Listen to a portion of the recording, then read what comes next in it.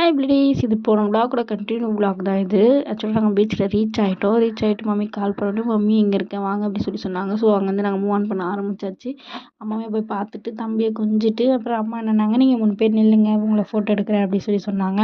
சரி நாங்களுமே 3 பேர் நின்று அம்மா ஃபோட்டோ எடுத்தாங்க. அப்படியே நானும் ஒரு ஃபோட்டோ என் செல்லை எடுத்துக்கிட்டு அப்படியே ஒரு வீடியோவும் எடுத்துகிட்டு உள்ளே கிளம்பிட்டோம். அப்பா பார்க்கிங்கில் வண்டி விட்டுட்டு எங்களை கூப்பிட்டாரு. நாங்கள் போய் அவரை பார்த்து ரீச் ஆகிட்ட பிறகு அங்கே பார்க்கிங் ஏரியாவில் ஒரு அங்கிள் வந்து காந்தி தாத்தா விஷயம் போட்டுட்டு ரொம்ப நேரமாக நின்றுட்டுருக்காரு போல இருக்குது. நாங்கள் பார்க்கும்போது ஒரு 6 o'clock இருக்கும். ஆனால் நாங்கள் ரிட்டன் வரும்போது நின்றுட்டு தான் இருந்தார். இப்படிலாம் பிழைக்கிறாங்க பாருங்க அப்படின்ற மாதிரி தான் எனக்கு ஒரு ஃபீல் ஆச்சு. கஷ்டம். ஆனால் அதெல்லாம் ரொம்ப நேரம் ஒரு ஸ்டாச்சு மாதிரி நிற்கிறதெல்லாம் ரொம்பவே பெரிய விஷயந்தான். அப்புறம் அதை பார்த்துட்டு பேசிவிட்டு எங்கள் ஹஸ்பண்ட் அங்கே நிற்க சொல்லி ஒரு ஃபோட்டோ எடுத்துகிட்டு பாப்பாவையும் உள்ளே போயிட்டோம். நாங்கள் போயிட்டு பேசிக்கிட்டே ஒரு ஃபோட்டோலாம் எடுத்துகிட்டு உள்ளே போனோம். போயிட்டு அம்மா அப்பா எல்லாரையும் ஒரு இடத்துல உட்கார வச்சுட்டு எதிர்க்க ராட்னர் இருந்தது. சரி நானும் எங்கள் ஹஸ்பண்டும் போகிறதெல்லாம் ஒரு பிளானில் போயிட்டோம். நாங்கள் எல்லாரையும் கூப்பிட்டோம். ஆனால் அவங்களாம் வரல, எனக்கு யாராக இருக்குது சொல்லிட்டாங்க. ஸோ நானும் எங்கள் ஹஸ்பண்டும் போயிட்டு விளையாடிட்டு இருந்தோம். ரொம்ப நாள் அப்புறமா நாங்கள் இந்தமாதிரி டைம் ஸ்பெண்ட் பண்ணுறது எனக்கு ரொம்பவே ஹாப்பியாக இருந்தது.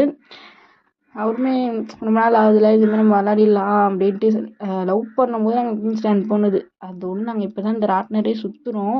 ஸோ அப்படியே எங்கள் டேடி வீடியோ எடுத்துகிட்டு இருந்தாங்க. வீடியோ எடுத்து அவர் தான் எனக்கு அனுப்பிச்சி விட்டார் இந்த வீடியோவை. அப்புறம் ரொம்ப கேராச்சு இந்த டைம் வந்து எனக்கு. ஸோ அதை நான் வெளிக்காட்டிக்கூடாது சொல்லிட்டு நல்லாவே விளையாடிட்டேன். அம்மா அப்பா பாப்பாலாம் வந்து வேடிக்கை பார்த்துட்டு உட்காந்துட்டு இருந்தாங்க. அங்கே போய் நாங்கள் எதுவுமே வாங்கி சாப்பிடக்கூடாதுன்னு சொல்லிட்டு சில ஐட்டம்ஸ்லாம் நாங்கள் எடுத்துகிட்டு போயிருந்தோம். என்னென்ன பார்த்தீங்கன்னா மாங்காய், அப்புறம் அந்த ரெட் அரிசின்னு சொல்லுவாங்கல்ல, சிவப்பரிசி, அது தேங்காய் துருவி சக்கரை போட்டு அதையும், அப்புறம் வந்து கட்லீஸ் சிக்கன் கட்லெட் வந்து எங்கள் அக்கா செஞ்சு இதெல்லாம் நாங்களே பேக் பண்ணி எடுத்துகிட்டு போயிட்டு நாங்கள் உட்காந்து சாப்பிட்டுட்டு இருந்தோம். எல்லாம் சுற்றி எங்களை பார்க்கும்போது எங்களுக்கே ஒரு ஷையாக இருந்தது. ஆனால் இங்கே வந்து வாங்கி சாப்பிட இது இல்லாத இவங்க எப்படி எடுத்துகிட்டு வராங்க பாருங்க அப்படி தான் அவங்க நினச்சிருப்பாங்க. ஆனால் எங்களோட சேஃப்க்கு நாங்கள் செஞ்சு எடுத்துகிட்டு வந்துட்டோம்.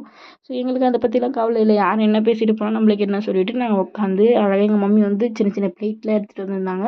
ஸோ அதில் போட்டு அழகாக சாப்பிட்டுட்டு இருந்தோம். சாப்பிட்டுட்டு அப்படியே பேசிகிட்டு இருந்தோம்.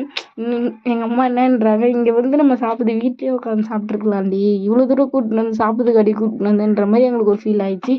அப்புறமா பீச்சிலேருந்து கிளம்பி நாங்கள் வந்து சரவணா ஸ்டோர் போகலாம் சொல்லி பிளான் போட்டு சரவணா ஸ்டோர் போயிட்டு பாப்பாவுக்கு தேவையான டாய்ஸ்லாம் வாங்கிட்டு அங்கேருந்து கிளம்பி வீட்டுக்கும் வந்துட்டோம்.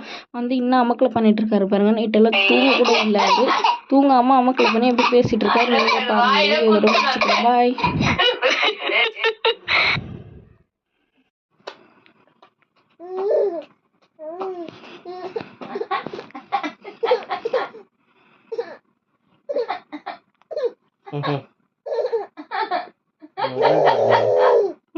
Dua.